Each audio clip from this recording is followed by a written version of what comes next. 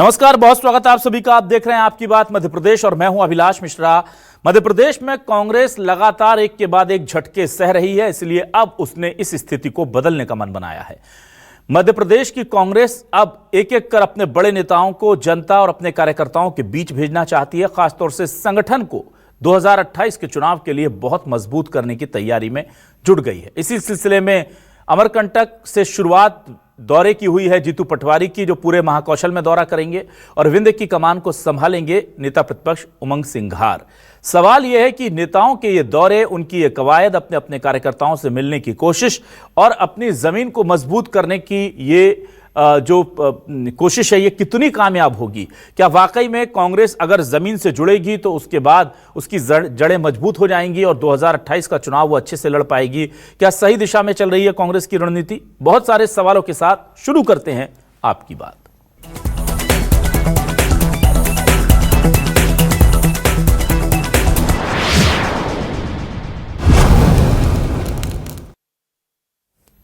आइए सबसे पहले सुनते हैं कि उमंग सिंघार जीतू पटवारी ने क्या कहा है, क्या उनकी योजना है, किस तरह से वो चाहते हैं कि पार्टी मजबूत हो और क्या करने जा रहे हैं, सुनिए।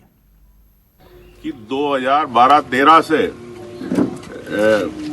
लोकायुक्त के जांच प्रतिवेदन लंबित पड़े। सरकार चाहती नहीं है कि चर्चा हो भ्रष्टाचार पे। सरकार नहीं चाहती पटल पे बात आए। क्यों नहीं चाहती? इसका मतलब आप भ्रष्टाचार को बढ़ाना चाह रहे हो, इसलिए नहीं चाहते हो। अगर जनता का पैसा है, जनता का पैसा कौन अधिकारी, कौन मंत्री, कौन नेता खा रहा है, तो सामने आना चाहिए। तो ऐसी कई जांच रिपोर्टें सरकार दबा के बैठी, चाहे किसान से रिलेटेड हो, किसान पे गोली चली मंदसौर में। तो फिर से कांग्रेस पार्टी अपना दायित्व निभाएगी, इस करप्शन के अगेंस्ट लड़ेगी, वचन पत्र की मांग को लेकर लड़ेगी और अपना संगठन मजबूत करने में कोई कसर बाकी नहीं छोड़ेगी। संविधान की रक्षा का हमारा संकल्प है, हमारा संकल्प है लोकतंत्र की रक्षा का, हमारा संकल्प है जातिगत जनगणना। तो जाहिर सी बात है कि किसी भी तरह से कोई कोर कसर अपने संगठन को मजबूत करने में हम नहीं छोड़ेंगे। और जाहिर सी बात है कि बीजेपी सरकार पर बार बार निशाना दोनों ही पार्टी के नेता साध रहे हैं। उधर जीतू पटवारी के कार्यकाल को लेकर बीजेपी तंज कस रही है और उनकी इस कवायद को गैर असरदार बता रही है। सुनिए भगवान दास सबनानी क्या कह रहे हैं। नई लीडरशिप विकसित कीजिए, फिर बुजुर्ग नेताओं के मार्गदर्शन में चलिए। नई लीडरशिप के रूप में तो एक फेलुअर प्रदेश अध्यक्ष भी बने जीतू पटवारी जी, जो खुद चुनाव हारे, फिर बाद में एक सीट लोकसभा की उनके पास दी गई थी, उसको बचाने की जिम्मेदारी थी, वो भी नहीं है। अब पहले दल के अंदर ही उनको कोई नेता स्वीकार करने के लिए तैयार नहीं है, अध्यक्ष स्वीकार करने के लिए तैयार नहीं है, तो केवल वो अपनी ज़मीन खोजने के लिए, टटोलने के लिए जा रहे हैं। वस्तुतः नीचे उनको कुछ नहीं मिलने वाला। न संगठन है, न कोई विचार है, न कोई धारा है, कुछ नहीं। केवल और केवल घूमना फिरना है, घूम फिर के आगे हाँ पर्यटन करके आ जाएंगे। और आइए देखते हैं हमारे आज के सवाल क्या है। सवाल लेकर आ रहे हैं आपके सामने। हमारे आज के सवाल ये रहे। नई जमीन तलाश ने कांग्रेस की कवायद, जीतू पटवारी उमंग सिंघार के दौरे से बदलेगी सूरत। महाकौशल विंध्य से कितना समर्थन मिलेगा? क्या कांग्रेस की मजबूती का रास्ता यहीं से निकलेगा? बीजेपी बोली प्रदेश अध्यक्ष के तौर पर पटवारी फेल, कांग्रेसियों का आपस में ही नहीं है मेल। एमपी में कांग्रेस ने अभी से शुरू की 2028 की तैयारी, पटवारी सिंघार के दौरे से तस्वीर कितनी बदलेगी? ये सबसे बड़ा सवाल है कि ये कवायद रंग लाएगी या नहीं। इस पर बातचीत करने के लिए मेरे साथ कुछ खास मेहमान जुड़ रहे हैं। सीधे रुख करूंगा अपने मेहमानों का। मेरे साथ इस वक्त वरिष्ठ पत्रकार के तौर पर देशदीप सक्सेना जी जुड़ गए हैं। देशदीप जी का रुख कर लेता हूं। बहुत स्वागत करता हूं देशदीप जी आपका। देशदीप जी, मैं आपसे जानना चाहूंगा, ये जो दौरे की शुरुआत की है और जो रणनीति बनी है महाकौशल और विंध्य, सबसे पहला तो सवाल यह कि इन्हीं क्षेत्रों को क्यों चुना है? कांग्रेस को सबसे ज्यादा उम्मीद क्या इन्हीं क्षेत्र से है? सबसे बड़ा नुकसान यहीं से हुआ था, इसीलिए? देखिए, दोनों महत्वपूर्ण क्षेत्र हैं और दोनों में जहां जितना मेरे ख्याल से कांग्रेस एक्सपेक्ट कर रही थी रिजल्ट्स, वो उनको नहीं मिले। लेकिन सिर्फ यही इलाके ऐसे नहीं है जहां से रिजल्ट नहीं मिले हैं। बाकी पूरे मध्य प्रदेश में ही कांग्रेस ने किस तरीके से पटकनी खाई थी हम सबने देखा है। लेकिन अभिलाष जी, सबसे अच्छी बात यह है कि कम से कम इन्होंने कोई शुरुआत तो करी। अब ये देखना बाकी है कि ये शुरुआत कितने समय तक जारी रहेगी, क्योंकि इनको एक सस्टेन्ड कैंपेन चलानी पड़ेगी 2026 तक। दोनों नेताओं के सामने बहुत बड़ी बड़ी चुनौतियां हैं, एक अपहिल टास्क है मध्य प्रदेश में। दोनों को न केवल अपने आप को स्थापित करना है अपने वर्कर्स के बीच में, अपने पार्टी के अंदर, बल्कि उनको फेस करना है एक भारतीय जनता पार्टी की जो एक मैसिव, एक बहुत बड़ी जो मशीनरी है, जो 24 घंटे 365 दिन केवल चुनाव की तैयारी करती है। तो बहुत बड़ी चुनौती है, और अगर सचमुच में ये कैंपेन चलती है कुछ दिन, तो शायद कांग्रेस का इससे कुछ ना कुछ भला जरूर होगा। बिल्कुल, और ये जाहिर सी बात है कि बहुत महत्वपूर्ण ये फैसला हो जाता है कि अब हम उस जोन में आ गए हैं, उस गियर में आ गए हैं। देशदीप जी, लेकिन यहाँ पर एक सवाल ये भी बार बार उठाया जा रहा है कि इतनी कोशिशों के बाद भी जीतू पटवारी जो है वो कोई सफलता पार्टी को नहीं दिला पाए हैं। तो क्या आपको लगता है कि अब ये उनके लिए भी एक तरह से कहा जाता है कि अस्तित्व की लड़ाई है और बहुत कुछ करना होगा? तो कांग्रेस की प्रथम दृष्टया देखें तो 2-3 बड़ी कमजोरी क्या नजर आ रही हैं आपको? देखिए, कांग्रेस की सबसे बड़ी कमजोरी तो फिलहाल यही है कि उसकी कोई प्रेजेंस ही नहीं दिख रही है as leader of the opposition. Congress Madhya Pradesh में, देखिए सबसे अच्छी बात यह है कि मध्य प्रदेश में 2 ही दल हैं, कांग्रेस और बीजेपी। तो यहाँ ऐसा भी नहीं कि कोई तीसरी पार्टी हो। तो कांग्रेस जब मेन ऑपोजिशन दल है तो उसकी एक स्ट्रांग उपस्थिति होनी चाहिए मध्य प्रदेश में, जनता के बीच में। रोज मुद्दे आ रहे हैं मध्य प्रदेश में, लेकिन कांग्रेस कहाँ है? क्या कांग्रेस ने एक सस्टेन तरीके से इन मुद्दों को उठाया है? क्या कांग्रेस ने कोई धरने प्रदर्शन किए हैं या ऐसा कुछ किया हो जिससे ऐसा लग रहा हो कि जनता की आवाज़ बुलंद हुई हो? एक दूसरी, कांग्रेस में एक लीडरशिप की क्राइसिस में मानता हूं मध्य प्रदेश में। जैसा कि आपने बोला कि वो खुद उनके मतलब कोई बहुत ज़्यादा उनको सफलताएं नहीं मिली, बहुत ज़्यादा बिगनिंग थी, एक उनकी शुरुआत थी, उसी वक्त हर तरह का इलेक्शन आ गया, उसी वक्त हर तरह के चैलेंजेस आ गए।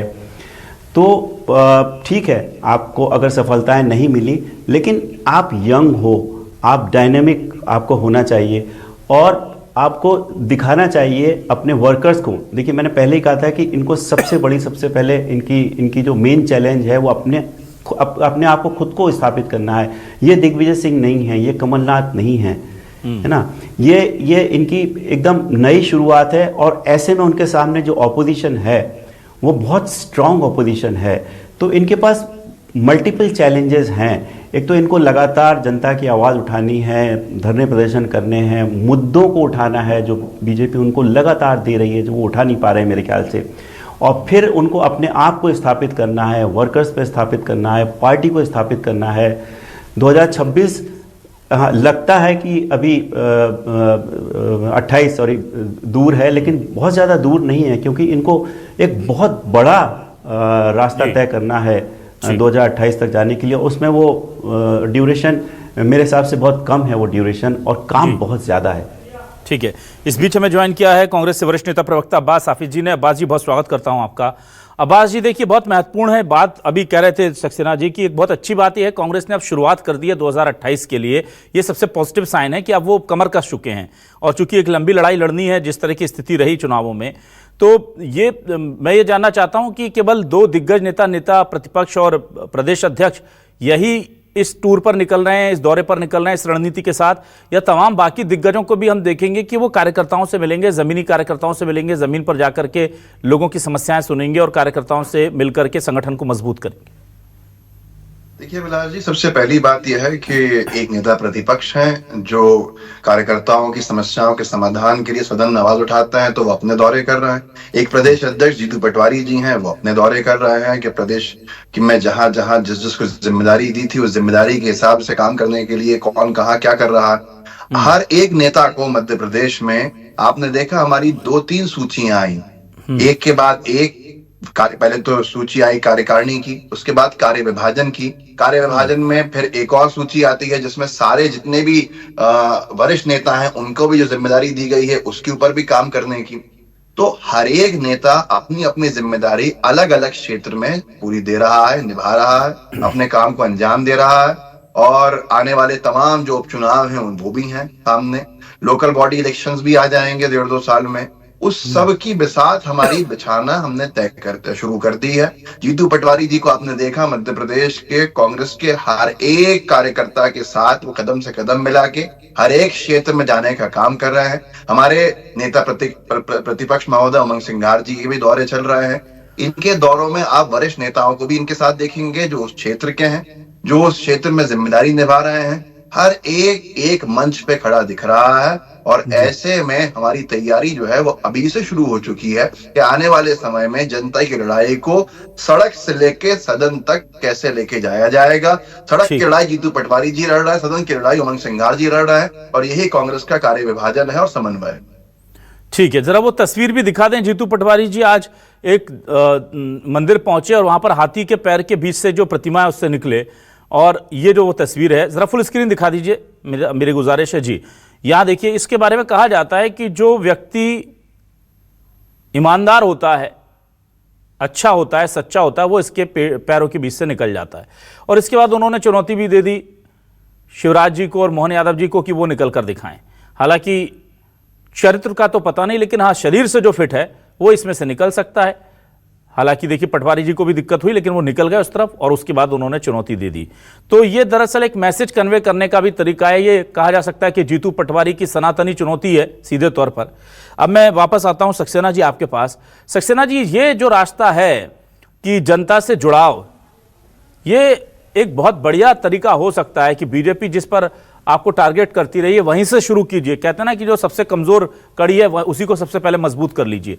तो ये रणनीति अभी शुरुआती तौर पर कैसे देख पा रहे हैं आप इनकी?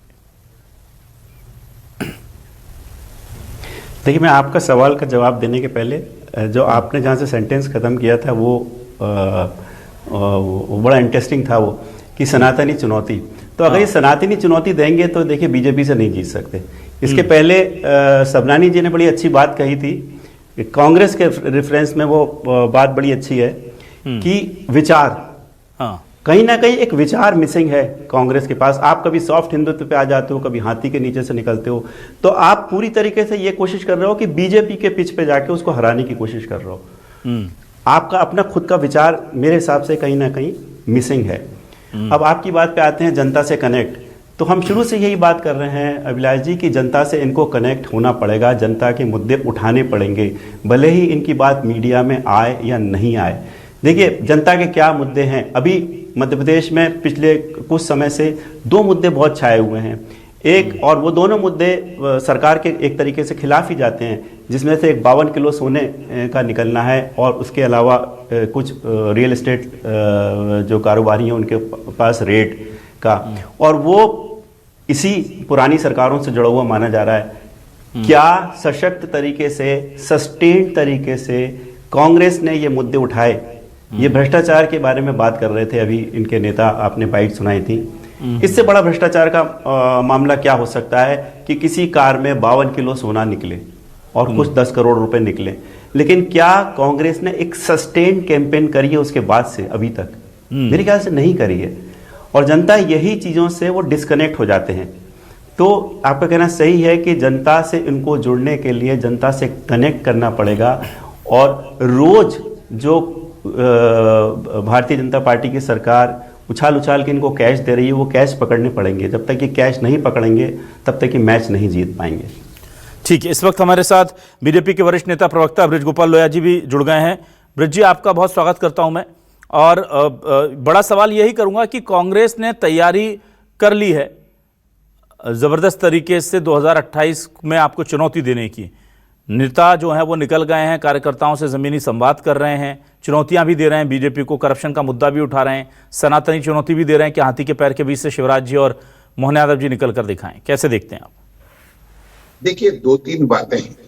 पहली बात तो ये है कि जो भी कांग्रेस का नेतृत्व आज मध्य प्रदेश में है उसका जनता से भी कोई कनेक्ट नहीं है, और खुद के कार्यकर्ताओं से भी कोई कनेक्ट नहीं। जीतू पटवारी जी का खुद के कार्यकर्ताओं से कितना कनेक्ट है ये प्रमाणित करता है कि 22,000 से ज्यादा ऐसे कार्यकर्ता जो दायित्ववान कार्यकर्ता थे या चुने हुए जनप्रतिनिधि, वो उनके नेतृत्व में कांग्रेस पार्टी को अलविदा कह चुके हैं। और 2 लाख से ज्यादा ऐसे कुल कार्यकर्ता जो बूथ पर काम देखते थे, जो कहीं भी देखते थे, वो कांग्रेस को अलविदा कह चुके हैं। अब इस स्थिति में जीतू पटवारी जी अगर विंध्य का दौरा कर रहे हैं तो केवल खुद की पहचान और खुद को बचाने का काम कर रहे हैं। इसके अलावा जनता से तो इनका कोई कनेक्ट है नहीं, क्योंकि इनको जनता के मुद्दे नहीं मालूम। उमंग सिंघार जी का अगर प्रश्न, तो उमंग सिंघार जी जा रहे हैं, ये हमारा जो बुंदेलखंड है उसमें उमंग सिंघार जी को खुद बुंदेलखंड की जानकारी तक नहीं है कि वो कैसा बुंदेलखंड है, वहां के मुद्दे क्या है, वहां की समस्या क्या है। आज दुर्भाग्यपूर्ण स्थिति ये है कि कांग्रेस का नेतृत्व जनता के मुद्दों से दूर है और केवल खुद के एजेंडे पर काम कर रहा है। वो ये समझते हैं कि हम अपना नैरेटिव सेट कर लेंगे और उस नैरेटिव के आधार पर हम जनता को मोल्ड कर लेंगे। राजनीति में ऐसा नहीं होता है।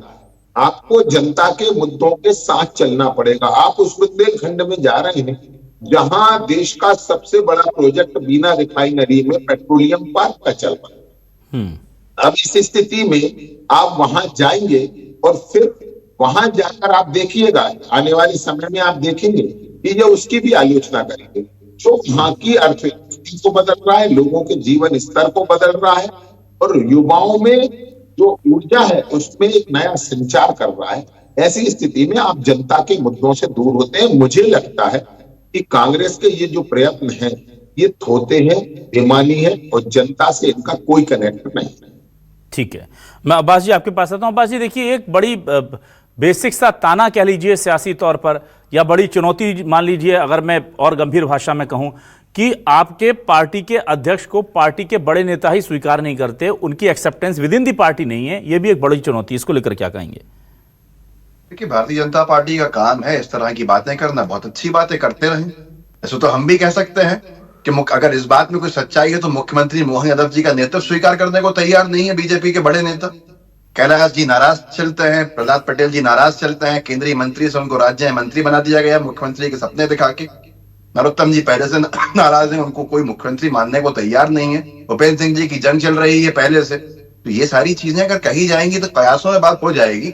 अभिलाष जी, फिर बहुत सारी चीजें शायद संभालने में भारतीय जनता पार्टी को समय लग जाएगा। आज की तारीख में जीतू पटवारी जी ने जितने प्रदर्शन बुलाए, जितने आंदोलन किए, कांग्रेस का हर एक नेता कंधे से कंधा मिला के प्रदेश अध्यक्ष महोदय के साथ खड़ा हुआ। अब भारतीय जनता पार्टी के ये कह देने से या किसी एक नेता के जो बीजेपी में चलेगा ये कह देने से ये नहीं हो जाता कौन किसके साथ नहीं। संगठन हम लोग मजबूत करने में लगे हैं। अगर पार्टी ने जीतू पटवारी जी को प्रदेश अध्यक्ष का नेतृत्व दिया है तो हम सब, मेरे जैसा छोटा कार्यकर्ता, वरिष्ठ नेता कांग्रेस पार्टी के तमाम लोग उनके पीछे कदम से कदम मिला के चल रहे हैं। मुद्दा यह है कि भ्रष्ट सरकार जो हर रोज भ्रष्टाचार के नए नए कीर्तिमान स्थापित कर रही है, जो भारतीय जनता पार्टी सर से पैर तक भ्रष्टाचार में डूबी हुई है, उसकी पोल खोलना और उसको सीधे तौर के ऊपर सजा दिलानी, कार्रवाई करवानी और भ्रष्ट लोगों के ऊपर जांच बैठानी हो, जांच बैठाने से लेके कार्रवाई तक का सफर कांग्रेस पार्टी मैदान में आके कर रही है और करती रहेगी। अब सिर्फ ये कह देने से नहीं हो जाएगा कि उनको ये नहीं है, उनको वो नहीं है। भारतीय जनता पार्टी को ये बताना पड़ेगा कि मुख्यमंत्री के साथ कितना तालमेल होकर बैठना है। इसका नुकसान सीधे मध्य प्रदेश की आम जनता को होता है, क्योंकि काम में बाधा आती है। जब आप सरकार में होते हो, गुटबाजी सीधे तौर के ऊपर असर डालती है किसके ऊपर? जनता के ऊपर। अगर आप सत्ता में नहीं हो और कहीं कोई विवाद भी है तो उसका नुकसान संगठन को होता है, ना कि जनता को। तो ये एक बड़ा विषय है। मध्य प्रदेश में हम एकजुट खड़े हैं और जो भाजपा हम पे आरोप लगाती है वो अपने घर को पहले संभाल ले, क्योंकि उसके घर के बिखराव की वजह से जनता जनार्दन भुगतान करती है और जनता को नुकसान निरंतर हो रहा है। जैसे कि अपनी बात को पूरा करूंगा कि जनता उम्मीद में बैठी है मैनिफेस्टो के वादे पूरे होने के, उसकी जगह पे ये नाम बदलने के लिए आगे आते हैं ताकि विवाद पैदा हो। न जाने कितने गांव के नाम बदलते जाएंगे, पर उस गांव में बसने वाले किसान को उसका अधिकार नहीं देंगे, क्योंकि इनमें गुटबाजी और गुटबाजी के विवाद को छुपाने के लिए ये दूसरे काम कर रहे हैं जिनका कोई औचित्य नहीं।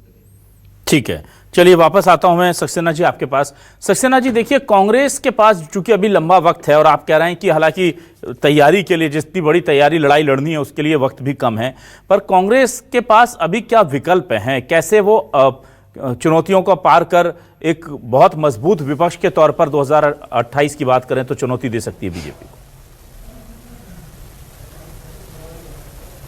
देखिए, एक यूनाइटेड फेस देना पड़ेगा। आपने अभी इसके पहले के सवाल में जो हमारे दोनों मित्रों ने जो जवाब दिए उसमें कांग्रेस की यूनिटी भी एक आई कि लोग उनको मानते नहीं, अपना नेता, बड़े नेता उनको अपना नेता नहीं मानते।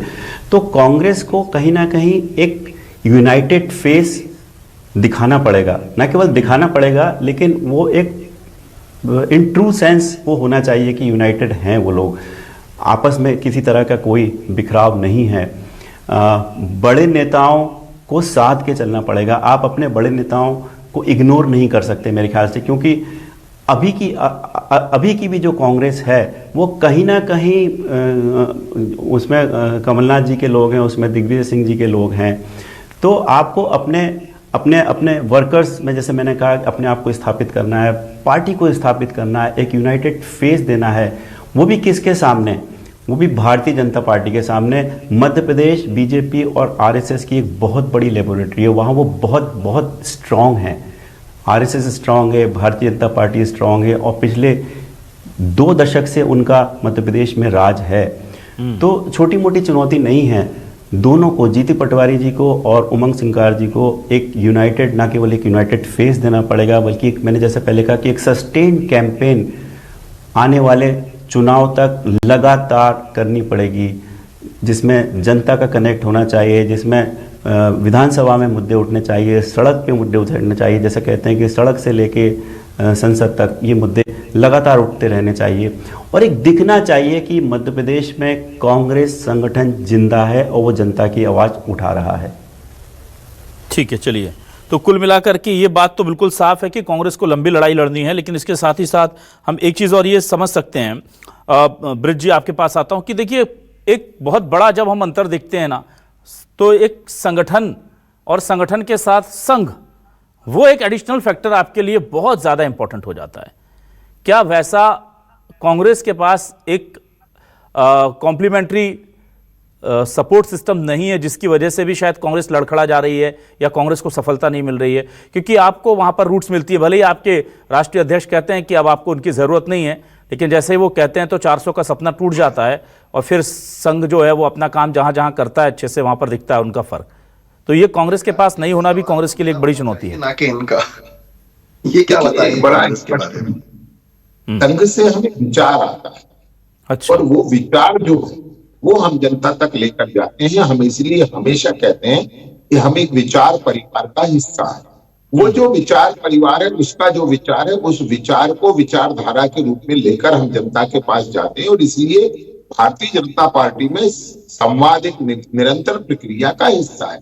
जहां तक कांग्रेस पार्टी की चर्चा कर रहे थे, अब्बास जी को मैं धन्यवाद दूंगा कि उन्होंने ये कहा कि हम कांग्रेस के संगठन को मजबूत कर रहे हैं। मतलब उन्होंने ये स्वीकार किया कि कांग्रेस का संगठन कमजोर है, तभी तो आप मजबूत कर रहे हैं। मजबूत संगठन को कोई मजबूत नहीं करता है, मगर आप जैसे लोग तो कांग्रेस के संगठन को मजबूत करने की कोशिश कर रहे हैं। मगर क्या ये कोशिश कमलनाथ कर रहे हैं?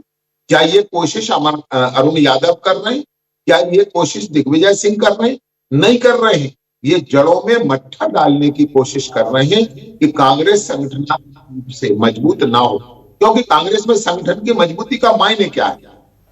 मायने है जीतू पटवारी की मजबूती, मायने है दिग्विजय सिंह की मजबूती, मायने है अरुण यादव की मजबूती। कांग्रेस में कभी संगठन मजबूत नहीं होता, कांग्रेस में नेता मजबूत होते हैं। और जहां नेता मजबूत होते हैं, क्योंकि आप विचारधारा तो आपके पास है नहीं, कार्यकर्ता आपके पास है नहीं, नेता हैं और उनके पट्टे हैं, तो नेता और नेता के पट्टे मजबूत किए जाते हैं और उन्हें ही कमजोर किया जाता है। ये जो कांग्रेस का अंतर्द्वंद है। और दूसरा सबसे गंभीर समस्या जो कांग्रेस के पास है कि कांग्रेस को ना जनता के मुद्दों का कोई ज्ञान है, ना उन मुद्दों को लेकर कांग्रेस कभी जनता के बीच जाती है। ये जो समस्या कांग्रेस की है, पहले वो इससे बाहर निकले, फिर आप अपना जो मजबूत करना है वो करें। मगर मध्य प्रदेश में कांग्रेस पार्टी के लिए संभावनाएं समाप्त। अब्बास हाफिज जी, एक तो देखिए संघ की मैंने बात कही, लेकिन मैं कांग्रेस के लिहाज से अगर बात करूं तो आपके जो अनुषांगिक संगठन हैं वो उतने सक्रिय दिखाई नहीं पड़ते। हाल ही में एक अच्छी खबर ये आई कि राष्ट्रीय अध्यक्ष आदिवासी कांग्रेस का विक्रांत भूरिया जी को बनाया गया है, लेकिन चाहे वो महिला कांग्रेस हो, किसान कांग्रेस हो, बहुत सारे आपके ऐसे संगठन थे जो पहले बहुत सक्रिय होते थे, उनके बड़े बड़े कार्यक्रम होते थे, हम देखते थे। एक छोटा सा प्रश्न इसमें मेरा भी शामिल कर लीजिए। लोया जी बताइए। तो बहुत लंबा समय समय बचा नहीं। सबसे बड़ा सवाल ये है, इनके प्रश्न को भी लेंगे तो टाइम खत्म हो जाएगा। अब सबसे बड़ा सवाल ये है कि आपने सुना और उनसे शायद सवाल पूछना अनुचित था कि कांग्रेस की कमजोरी के बारे में। उनसे तो ये पूछना चाहिए था जो मैंने आरोप लगाया कि आपके मुख्यमंत्री कोई मुख्यमंत्री मानने को तैयार नहीं है। मुख्यमंत्री सबसे कमजोर मुख्यमंत्री साबित हो रहे हैं। एक नाम बता दीजिए और सरकार का काम एक लाइन के पूरे मंत्री मैदान में खड़े होने के स्टीके में बैठे कोई उदाहरण बताइए। मैं फिर से कहता हूँ, मैं फिर से कहता हूँ, इनको बोलने दीजिए। लोहिया जी की आवाज क्लियर कीजिएगा प्लीज। लोहिया जी एक बार बोलने दीजिएगा अब्बास जी को प्लीज। रोकने वाला नहीं। अब्बास जी चले गए हैं शायद। अब्बास जी आप मुझे सुन पा रहे हैं? तो सुन पा रहा हूँ, आपको मेरी आवाज आ रही है? हाँ हाँ आपकी आवाज आ रही, बोलिए सर प्लीज। देखिए, मैं सबसे पहली बात ये कहूंगा, ये सवाल जो इनसे मैंने पूछे थे उसके जवाब इन्होंने दिए नहीं। मुख्यमंत्री कमजोर, मुख्यमंत्री से हो रहा है एक मजबूत सरकार के आंकड़ों के साथ, क्योंकि मुख्यमंत्री महोदय को समर्थन नहीं मिल रहा है। आपस में भ्रष्टाचार के रोजाना मामले खुलते हैं, जो मध्य प्रदेश की बीजेपी की सरकार को महाभ्रष्टाचारी होने के लिए सिद्ध करने के लिए काफी हो रहा है। जनता में एक संदेश जा रहा है कि एक भ्रष्ट सरकार है, अपनी कमजोरियां देख नहीं रहे हैं और दूसरों पे आरोप लगा रहे हैं। हाँ, कमलनाथ जी मजबूत कर रहे हैं, दिग्विजय सिंह जी मजबूत कर रहे हैं, अरुण यादव जी मजबूत कर रहे हैं, कमलेश्वर पटेल जी मजबूत कर रहे हैं, और दोनों नेता जो हमारे नेता प्रतिपक्ष और प्रदेश अध्यक्ष महोदय हैं, उनके नेतृत्व में सब काम कर रहे हैं। संगठन मजबूत करने की मैंने बात कही है, तो हाँ, हम अहंकारी नहीं है बीजेपी की तरह कि हर चीज में कहें कि हम बहुत मजबूत हैं। अरे, हम अपना जीवन लगाएंगे संगठन को मजबूत करने के लिए और मजबूत से मजबूत करते जाएंगे ताकि हम एक भ्रष्ट सरकार को हटा सकें यहाँ। ठीक है, तो कुल मिलाकर के कांग्रेस के हौसले बुलंद है और ये कोशिश बहुत लाजमी और जरूरी भी है, क्योंकि विपक्ष में एक के बाद एक चुनाव को हारने के बाद अब कांग्रेस को जी जान से जुटना होगा। वक्त जो है बहुत ज्यादा बचा नहीं है बड़ी लड़ाई के लिए। अगर कांग्रेस अपने मकसद में कामयाब होती है तो 2028 का चुनाव बहुत दिलचस्प होगा और कांग्रेस के पास कहते हैं ना कि इस वक्त खोने को कुछ नहीं है, इसलिए वो हर मुमकिन कोशिश कर रही है। अब देखते हैं कि इसका असर कितना होता है। बहुत शुक्रिया करूंगा ब्रिज गोपाल लोहिया जी, अब्बास हफीज जी और देशदीप सक्सेना जी हमारे साथ जुड़ने के लिए, इस डिबेट का हिस्सा बनने के लिए। आप तीनों मेहमानों का बहुत शुक्रिया, दर्शकों का भी बहुत शुक्रिया। नमस्कार।